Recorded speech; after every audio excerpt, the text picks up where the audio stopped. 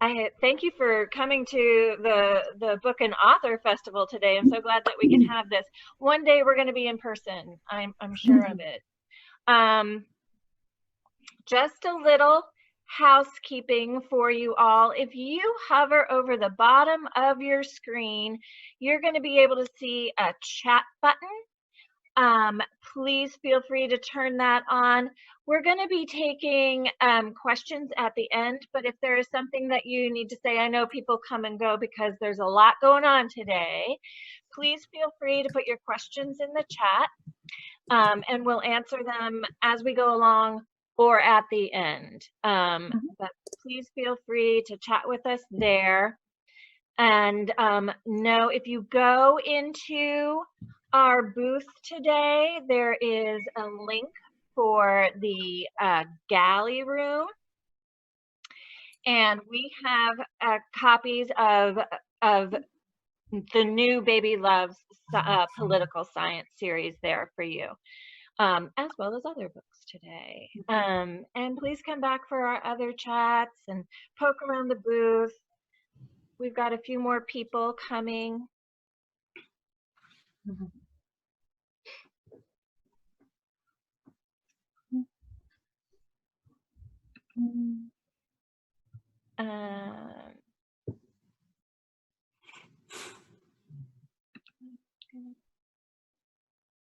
Turn you off.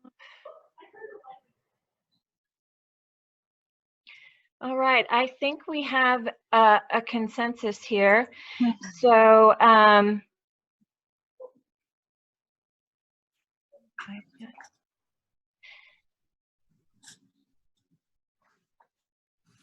if you're on camera, I wonder if you can turn off your camera. We're just going to have Monica and Ruth on today. Thank you so much. I couldn't find you. So welcome, everybody. Again, I'm going to introduce Monica Perez, our editor here at Charlesbridge, who is going to be in conversation with Ruth Spiro. I'm going to disappear. For those of you who weren't here a few minutes ago, if you hover over the bottom of your screen, you can find your chat button. If you open up your chat, we will be taking questions. I know people might have to come and go, so if you have a burning question, please put it in there, but we'll be taking questions at the end. All right, I am going to disappear, and Monica, you can take it over. Okay, great. Okay, good morning, everybody. I'm an editor at Charlesbridge. We're an independent publishing house in Watertown, Massachusetts, right near Boston. Ruth here. I'm so excited to be in conversation with Ruth. We've worked together a couple of years now. She's one of our best-selling authors. She created the Baby Loves Science series that I'm sure you've seen and heard of. The series began in 2016 with Baby Loves Aeronautical Engineering and has featured such titles as Baby Loves Thermodynamics, Baby Loves Quantum Physics, and it's now sold over 500,000 copies over the whole series. Last year, the 5 Senses miniseries was published. We have a book on each of the 5 senses. And then we also started a new series, the Baby Loves Political Science series last year. We launched it with Baby Loves Democracy and Baby Loves Justice. And this spring, next Tuesday, we're releasing Baby Loves Congress and Baby Loves the Presidency. I'm super excited about the political science books. These are, a set of nonpartisan books that, I'm going to let Ruth tell you about them, but they are just like a great teaching tool. And I pulled this comment from Amazon because it's so applicable. We love these board books. The subject matter, art, quality, and length are all perfect for my 18-month-old. My 6-year-old enjoys them as well. And that's exactly what I want to say about the books. They are layered and they can be read for years, and you're going to discover something new on each reading, and they're just great for a very wide age range. So over to you, Ruth. Can you tell us a little bit about political science? Okay, thank you, Monica. So thank you everyone for joining us. I know there are a lot of options of what you can be doing today, and so we appreciate that you're here. And I hope that you find this valuable and interesting and fun. So the first two books in the political science series, or collection as I call them, were Democracy and Justice. And it's actually really appropriate because today, where I live, we're having election day. Like, we are voting for a brand new mayor. We've had the same mayor for a long time. And it turns out that my friend's, this is a little aside, my friend's husband is running for mayor. I'm like, you're going to be the first lady of our town, which is pretty cool. But like, that sort of brings up an idea that is present in these books, and especially Democracy, which is really about election day. And it's about elections and why we vote and how we vote and why it's important to vote. And I think the most important message that I wanted to get across in this book is that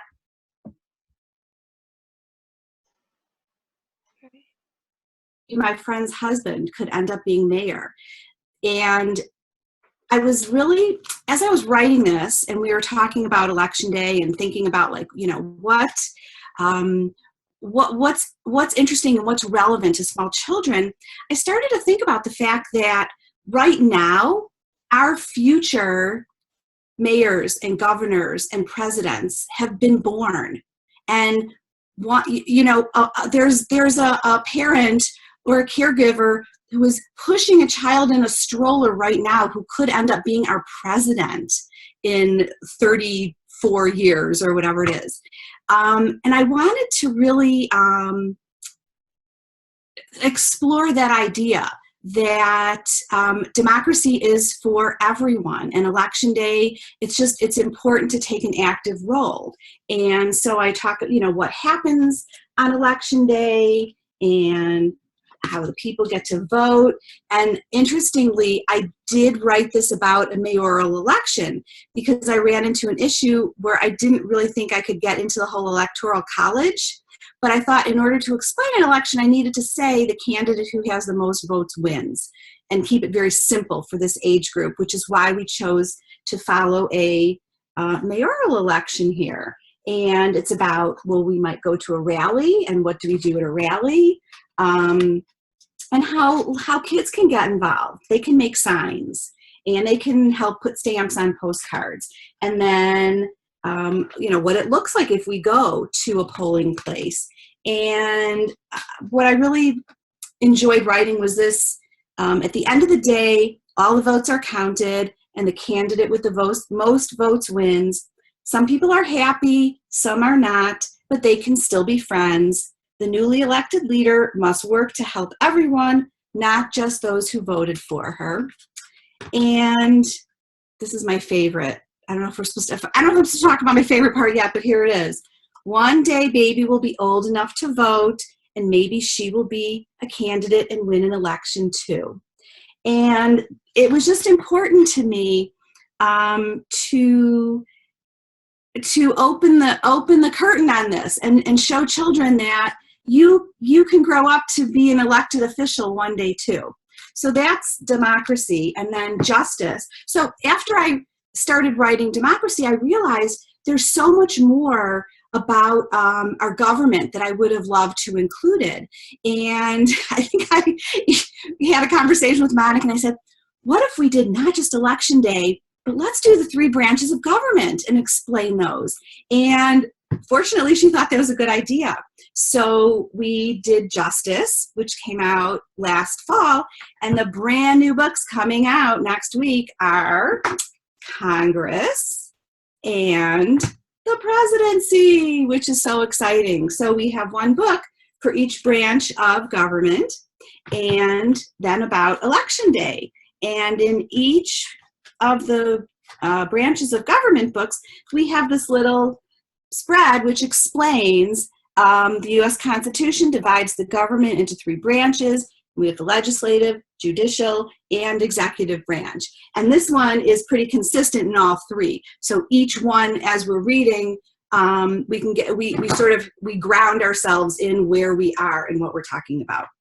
So these complete the four book group, and these come out next week, and I'm super excited because they're so cute. Ruth, was there one book that was a challenge in particular, or was there just a challenge switching over from science to political science? So that's a really interesting question because, whenever I start writing a new book, it always seems like, oh my gosh, where do I even start? And so I have to do a ton of research and pick out what the most important topics are, because we only have 10 spreads to work with in each book. So I really need to distill everything into what's most important, but also what is most relevant to a small child. I want to make sure that these are meaningful and that they contain ideas that kids can relate to, even when they're very young. And so it was a bit of a challenge to figure that out. And I think that's where I came up with the idea to do the 4 books and also include the other, because there were some ideas that I couldn't include in the book about Election Day, but seemed really important to me. So the fact that we were able to break it out even more, that made it a little easier for me to figure out what was going to go in each book. So that was the challenge. And also, like I said, I wanted to really simplify it, because if we have like a class election, like what class pet do we want? We don't have an electoral college to figure that out. It's just whoever has the most votes wins. And that's sort of the first step to understanding how voting works. So that's when I said, we need to make this a local election where we don't have to explain the electoral college. One of the things that I love about the books is, yes, we are learning about the judicial branch, but at the same time, there's an actual story in the book about a small child who breaks a vase because the child was playing ball in the house and knew better. So what happens then? So you kind of alluded to this, that you needed to make it comprehensible to a child, and yet we also want to have information. So how did you go about thinking about those kinds of coming up with those ideas? So every book starts with a scenario that a small child would be familiar with.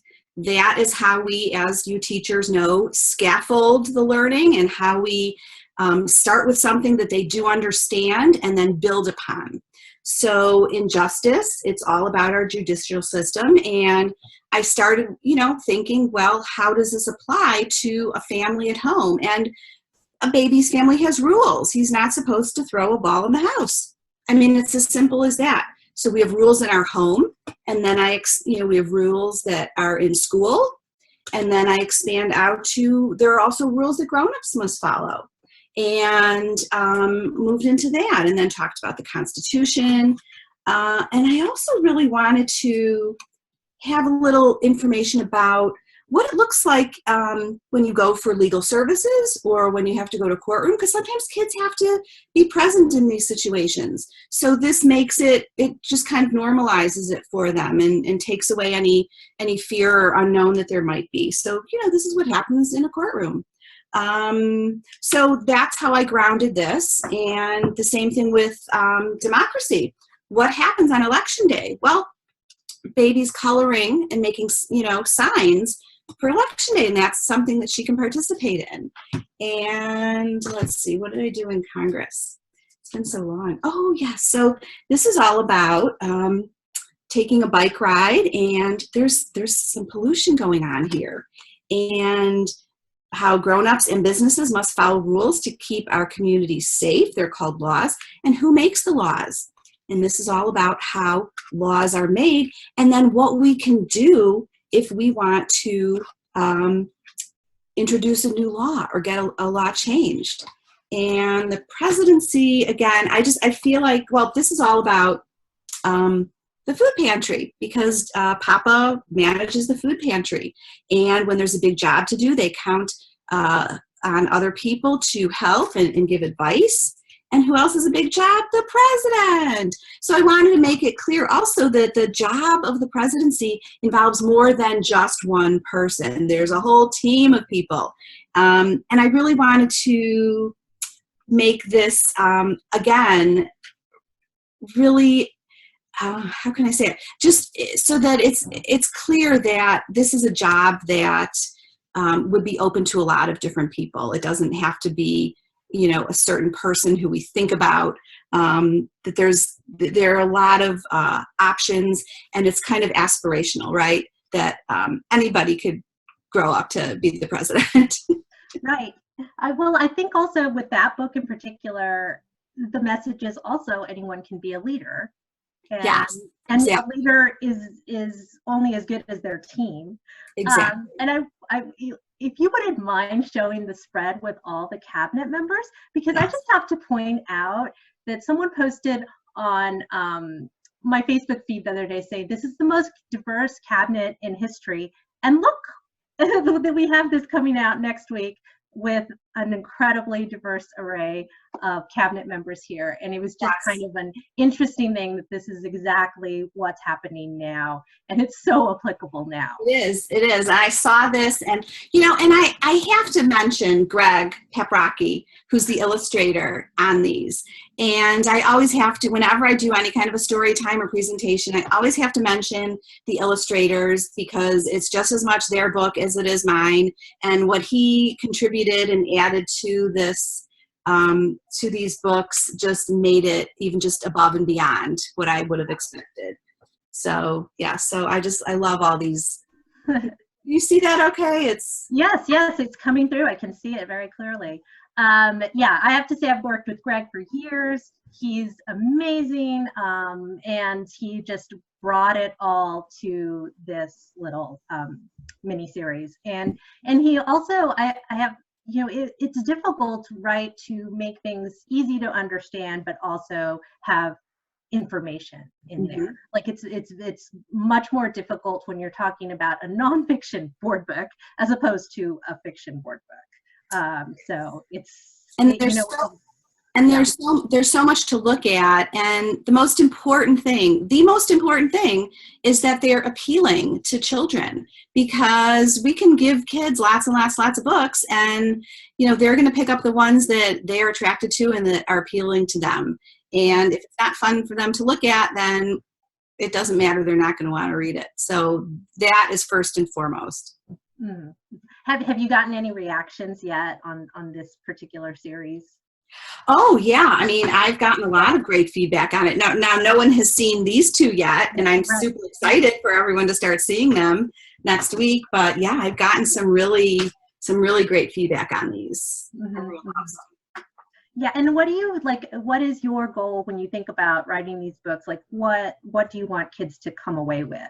These particular books, I want them to come away with the idea that government is for all of us to participate in, and it doesn't matter what our gender is and what our color is or what our background is, that this is a government that is available to all of us, and get involved in either small ways or in large ways. I mean, we can be organizers, or we can put signs up, or we can take a leadership role, but we can't do that unless we know about it, and unless we know how it works, and unless we start to show our kids that this is something that is participatory, and you can be involved in this too. Well, I think one of the things that was very important to convey with the illustrations is that idea that this is open to all, right? That, participating in government is open to all. And I love that we do depict a variety of like skin shades and ethnicities and abilities. We have I think we have a wheelchair in there, and someone with braces, and we have one of the families is like the judge and her wife. It's a two mom family. So there's just a lot in there that sort of, that's so important, right? It reflects the reality of our world. It's not a Pollyanna view. It reflects the reality of what kids' households look like and what kids' neighborhoods look like for real. Yeah, I think that's just that subtle exposure. Sometimes it's not. I mean, it's so not obvious. Sometimes it's just in the illustrations, but the kids will. It's Yeah. part of the landscape. It's just Right. part of the landscape in the book, and it normalizes it all. Mm-hmm. Right, right. And so you've kind of like, you've done a lot with the baby loves. Like you've started out sort of with the science, and you then moved sort of into the five senses, which is still scientific, but sort of had a more narrow focus. And then you've done the political science. So what's after that, or what are you working on now? Well, so did we talk about the five senses yet? We briefly mentioned it, but Okay. I would be happy if you could show them. That would be I would great. love to, because Okay. I'm going to do some little activities at the end, and some of them relate to this grouping. So we have the five senses. These are all the titles. And we started with hearing and sight. And then more recently, we had touch, taste, and this is, I think, one of my favorite covers, smell. This little girl just is so cute with her yellow. And so these all explore our senses, but not just that we have them, how they actually work. And this began with my questioning, well, if we pluck a guitar string, I can hear sound, but I can't see it. And what is it? And how does sound work? And so I was really enjoying the idea of investigating this and figuring this all out, and learning right along with my reader. And it's all about how sound is all about vibrations. And I'm just going to go through this really briefly about how it goes through the ear and what happens. This is Irene Chan, who's the illustrator of these books. Oh my gosh, could somebody make an inner ear look more lovely than this? Irene Chan did such a great job. And what I also thought was really important, along the same lines of what we were just discussing, is I wanted to make sure that these books were inclusive. And so sometimes ears need help. A hearing aid can make sounds louder, and a cochlear implant can turn sounds into electrical signals. And sometimes people don't hear sound and they use other ways of communicating. And I did something similar in sight because, well, this is all about how our eyes work. And let's see, and sometimes eyes need help. And so some people wear glasses, some people don't see at all, and they use other senses to read and to get around. And so I thought that was really important also to show children that not everyone experiences senses in the same way. And in touch, which it's not at all mentioned, but it's loosely based on a autistic child, and not the main character, but his friend, and she does not want to be touched, and that's okay. She doesn't like giving hugs, and that's okay. We just say no. So it was really important for me to not only talk about how our senses work, but just also acknowledge that we experience them in different ways as well. So that is the five senses thing, and there's five of them, and they come either individually or they come in a boxed set, which is like super cool for like a new preschool teacher or something. So no, we actually have a couple of box sets. There's a box set for the Baby Love Science series as well. So yes. So all right, and then you asked next, but we had to take a little detour for these cute ones. So I am super, super excited that we decided to do some holiday books. And get ready for this. Electrical engineering on Christmas. Because again, I started to think, well, how can I relate, what goes on at Christmas that will be something that a child would be familiar with or could relate to? Well, when we decorate a tree, the lights twinkle, but how does that work? It's electricity, right? And then that's another thing I've always wondered. A lot of these ideas come from things that I have wondered or questions that my kids have asked me. And as a parent, I've always felt that it's okay to say, I don't know, but let's go to the library and look it up. Or now let's go online and look it up. So I love when I hear from parents and from educators that they're learning right along with the kids with some of these books. And I'm not ashamed to admit that a lot of these things I was not really familiar with either, but it was something that I was curious about. And that is why, another person we need to mention, that is why we have our science expert, Dr. Fred Bortz, who reviews all of these books for accuracy, both the text and the illustrations. And sometimes when it's a topic that's not necessarily in his wheelhouse, we bring in other experts to review them because we really want to make sure that these are completely accurate. So that will allay any fears about the fact that I am not a, trained physicist. So anyway, so this one is about electrical engineering and how that works on Christmas. And we have Hanukkah. And on Hanukkah, we spin a dreidel as a part of as a game, part of the celebration. And there's some really interesting things about how when you spin a top, how that works. And it's all about angular momentum, and it relates to gravity. So, and what I love about these is that we have, let's see, are my pages stuck together?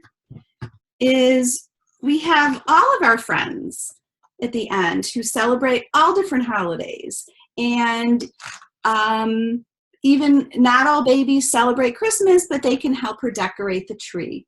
So we can celebrate our friends' holidays as well as our own. So these are coming out in August, I think, just in time to get ready for the holidays. So I'm super excited for those.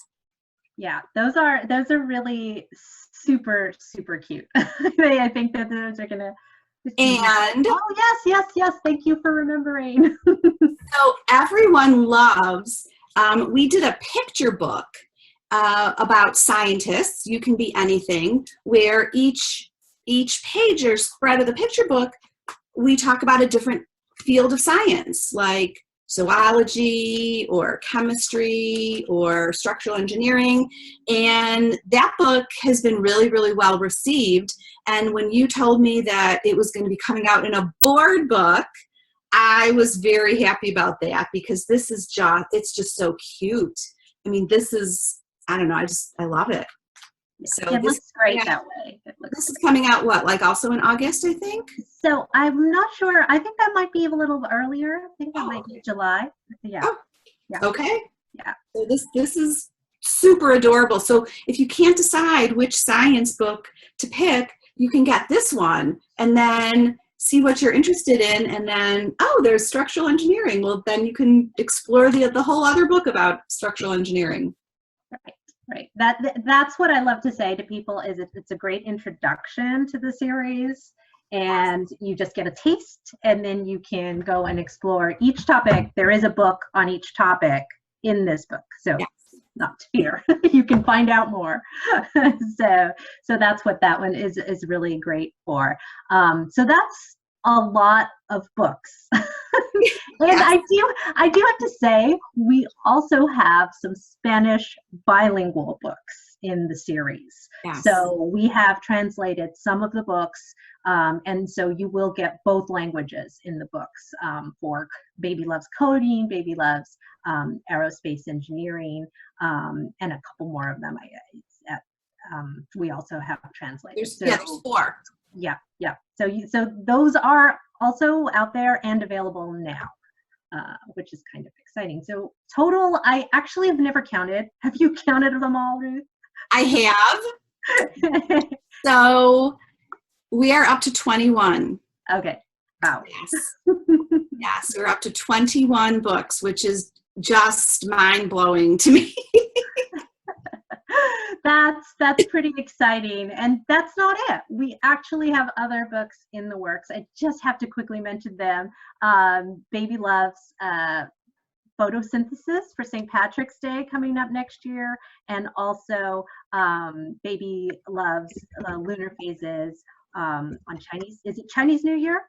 Yes. I think we did go with Chinese New Year. That's what our authenticity expert recommended, was Chinese New Year is what it's commonly called. And then it's related to lunar phases, which is all about the moon phases, which I think, kids love looking up at the stars and the planets and the moon. And so it's really interesting to relate it to also the holiday celebration. And a lot of world religions are based on, seasons and celestial happenings. So I think it's really interesting. And I want to mention too that I wanted these books to be books that we would show our children, even if this is not the holiday that we celebrate, because it's interesting and you can learn a tiny little bit. Well, okay, my neighbor celebrates Hanukkah. Well, what's that all about?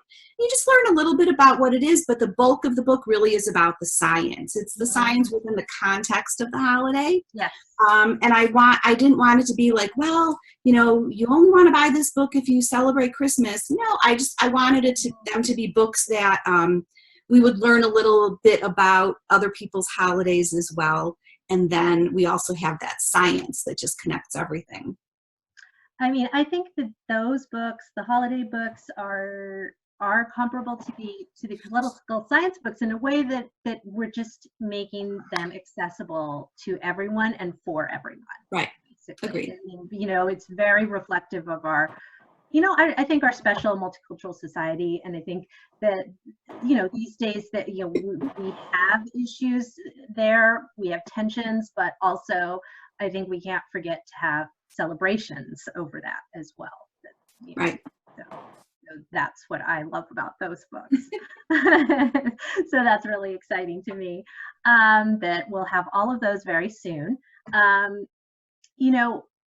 Now I would sort of like to ask you to talk a little bit about, like, how do you use these books sort of with kids, like, and with groups of kids, and because I think that you've done it now for a while and you've been out there, and back when people were in person, that was, that was really valuable, and you've got that information.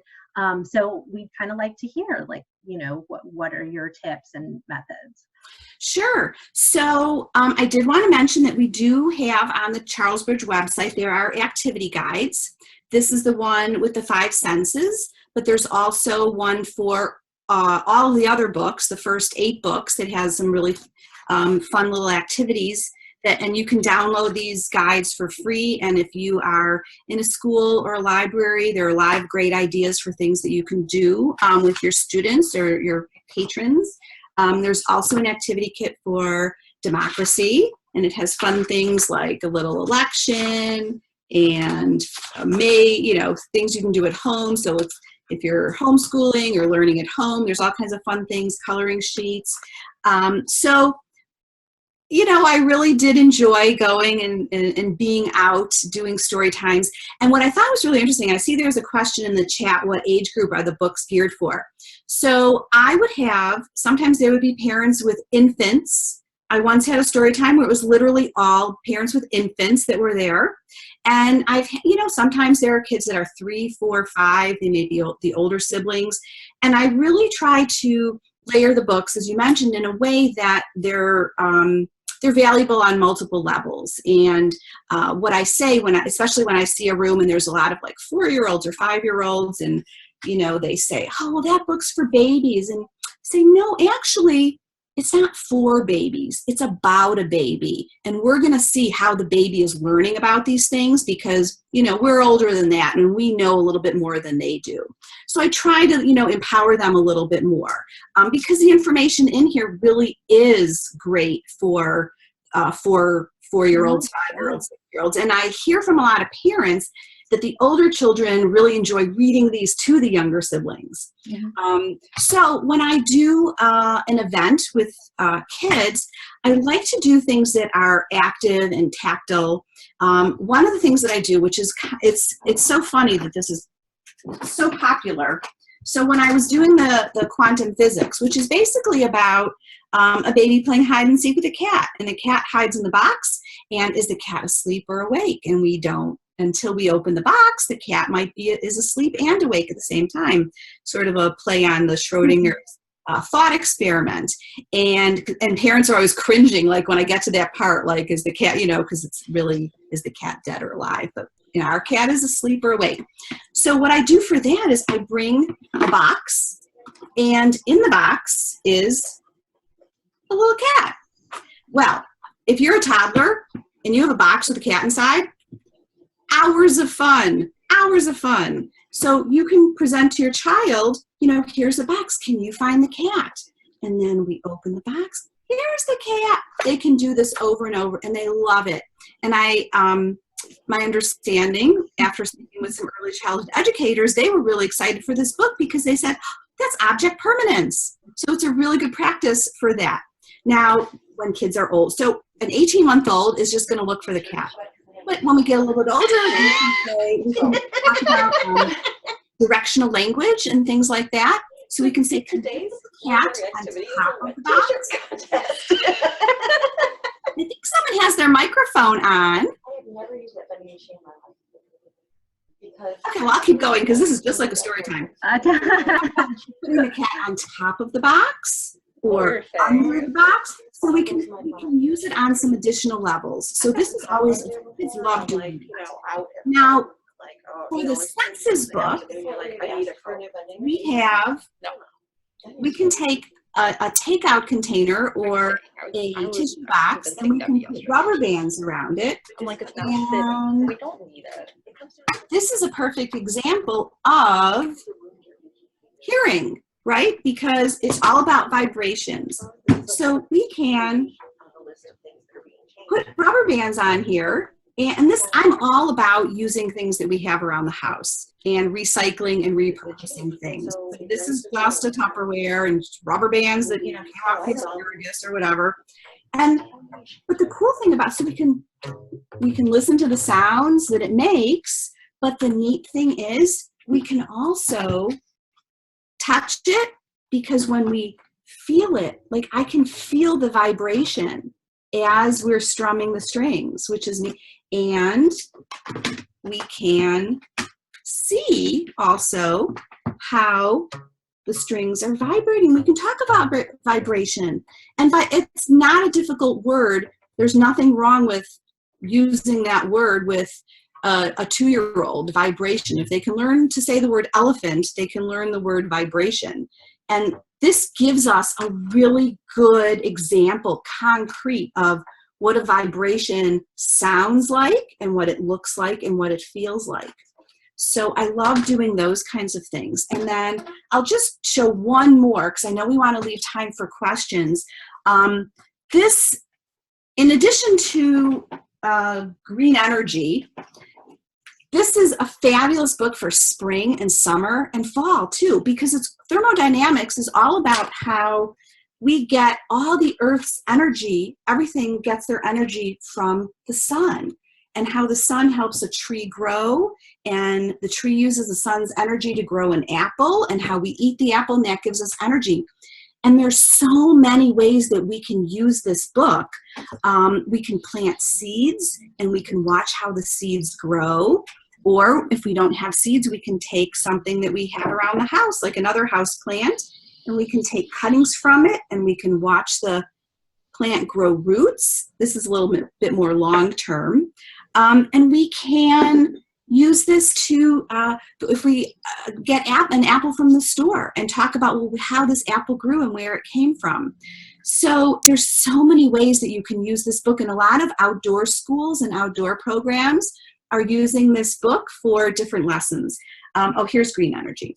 And then lastly, I love doing activities with coding, because even for little ones, if they're not going to be sitting at a computer, there's so many screen-free ways that we can learn pre-coding concepts like sequencing and algorithms, and even following directions, such as if we say, can you repeat what I'm going to do? And we can go clap, clap, wave.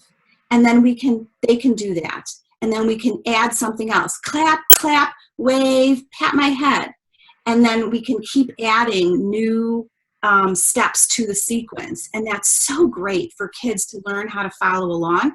And then they could be the leader and tell us what to do.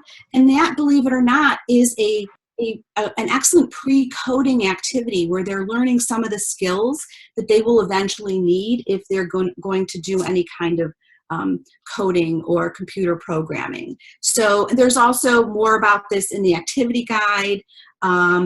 But yeah, this is a fabulous book, and this has been really, really popular as well. We can play hopscotch, or we can put different icons on the floor and say, you know, walk 3 steps forward and 2 steps to the right. And it's just that following and remembering and learning the directional language, forward, right, backward, all that. So I'm sure that all of the educators and librarians that are watching today are probably, you know, their head is exploding with all the fun activities that you can actually do with these for a very wide range of kids. I'm tired.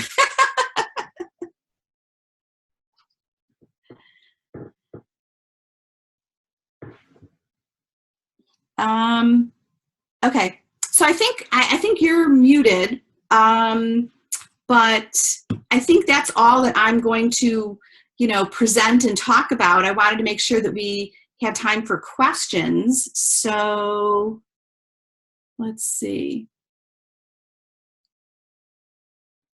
Now, I can't hear anybody else. So yeah, that's okay. I just got unmuted. Sorry about that. Okay. I'm trying to figure that out. So yeah, I would love to invite questions from our audience at the moment. You know, we have a little bit of time before the next thing on the Charles Bridge roster. You know, I just want to make a comment on sort of the activities as you were talking about them, Ruth. And I think, you know, one of the things that came across was, wow, these books can be so real hands-on, like you know, and it's another way sort of to look at, you know, exploring your world and expanding your baby and toddler's horizons, really. So you're kind of just laying a foundation, you're introducing concepts. No one really expects a baby to understand thermodynamics to the point where, you know, that's just gonna, like, you know, they could parrot that back and really understand it, but they're going to understand all the concepts and all the ideas behind, you know, exactly scientific endeavor or process. And I think that that's what we're looking at. Which is why each book starts with something that a child would be familiar with, and then takes it, you know, looks at, well, what is the science behind this? Mm-hmm. And, you know, my goal really is not to be, you know, teaching kids about science. I want to lure them in. It's more about, you know, will we see a bird fly? How does a bird fly? What makes it able to fly? And then, you know, we see a bird fly. Does an airplane fly like a bird? No. And that's the topic of aerospace engineering. But it's really all about just exploring your world and looking around and asking questions. And it's just amazing to me how science explains so much of everything that's around us. And I just want kids to ask questions and explore. And again, it's okay as a parent, caregiver, instructor, whatever. If a child asks a question and you don't know the answer, that's okay, because it's great when we can model the behavior of, I don't know, but let's go find out. And that's really what I hope to be doing with the books. Yeah, I'm surprised at how much I learn. It's like with each one, and I have to say, from firsthand experience, you know, I had 2 different age kids, and they both like took something away from it, and, you know, on each reading, and so it works for the family. So let's see. Oh, we have a comment here. We need a chemistry series. Oh, I'm sure there could be like quarks. So many mini series. Well, but Baby Loves Quarks is all about atoms and molecules and particles. And I actually, so a friend of mine who is a high school chemistry teacher read that book to her class. And my daughter's friend was in a college level chemistry class. And the professor was reading the book in her class. She like sent my daughter a Snapchat, like, there's your mom's book. My professor's reading it. So for very beginners, Baby Loves Quarks is a great introduction for chemistry. Yeah. I have to say, when we were at book conferences and we would get people coming by the booths and seeing all the books out there, I had so many adults saying, "Oh, my husband is a structural engineer. Can I come and purchase this book at the end of the conference?" And so they were just like great gift books for the professions, and there was a lot of that. Yeah. So definitely, and I would get people saying, "Oh, I don't have kids yet, but I'm going to get it for when I do." Or I'm going to get it so that I will understand it. Yes. So there was that, and then so I think that just the combination of the topics and sort of the emphasis on really just exploring your world and learning to think is just appealing to all. I think it is really what hopefully we have conveyed. You'll take away from today. So, but I really appreciate, thank you, Ruth. I love the activities portion. I love like learning about how you've personally used the books in classrooms and libraries. And that's yes, well, and I actually have been doing some of these activities virtually as well. So yeah, so if anyone out there is interested in having me do a virtual story time or virtual visit, I do those. I've done those with preschools, with libraries, with library systems. And, like you see, it's not just me reading a story. I play games, we do more activities. I like to, because kids don't want to just sit there and veg out, for the entire time. Like I like to, suggest some activities or things that can be done, little projects using things that you can find around your house. So, if you're interested, please do reach out to me or to Charles Bridge, and we can talk about that as well. Right. Well, thank you so much, Ruth. And everybody, if you want to contact Ruth, probably one of the best ways is at Twitter, at Ruth Spiro. That's an easy one to remember. Is that a good way, Ruth? Yeah, or through my website, there's a contact tab. It's ruthspiro.com. I'm on Twitter, I'm on Instagram. Just, Google me and you'll find me, and there's a way to contact me. Yeah, or contact us at Charles Bridge if you want to get in touch, and we'll connect you. Thank you guys so much for joining us today and having this. This was so much fun. Ruth, I can't believe how many books you have in this series. I can't either. Either one on quantity. We haven't touched math yet, but I have to say yet. I have a whole email folder full of email requests for various topics. And I have like a 3-page long list of topics that we're considering and working on. So people send me ideas all the time, and I'm like, yep, that's already on the list. I know, you're going to be busy for the rest of your life. That's such a bad thing. Exactly. Thank you, everyone, for joining us today. You'll see in the chat, I put in a couple of links. If you visit us in our booth, we have giveaways for our spring list, which includes the latest Baby Loves Political Science titles. So sign up for that. Enter the galley room where you can get a copy of Baby Loves the Presidency, a digital copy. And poke around the booth, join us for further chats today, and thanks so much for coming. Have a great day, everybody. In 2 seconds. If you have any other questions, please let us know. Thank you. Thank you. Thanks so much. Bye-bye. Take care, everyone.